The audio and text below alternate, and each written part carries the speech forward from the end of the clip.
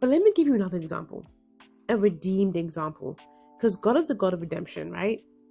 So let me tell you about Paul, who started off as Saul. If the Pharisees were religious, Saul was like the MVP.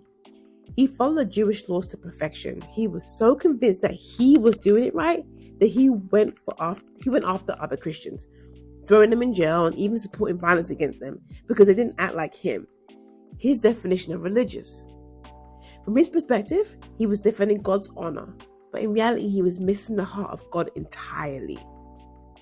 Then everything changed on the road to Damascus. In Acts 9, Saul's traveling when a bright light knocks him to the ground, and Jesus speaks. Saul, Saul, why do you persecute me? Who are you, Lord? Saul asked. I am Jesus whom you are persecuting, he replied. Now get up and go into the city, and you will be told what you must do.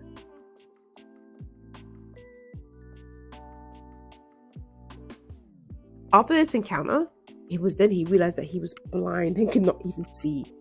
As a result, the people he was traveling with led him to the city of Damascus. For 3 days he was blind and did not eat or drink anything. Some commentaries state that during this time of fasting, he reflected upon his actions and his wrongdoing. He realized he'd been so wrapped up in religion and rules that he completely missed who Jesus really was.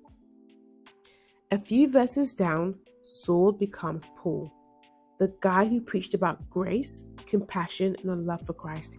He wrote letters that now make up much of the New Testament, and he dedicated his life to spreading the gospel, encouraging others and churches to stand in their faith always through Christ Jesus, even though it meant Paul being beaten, imprisoned, and eventually killed for his faith.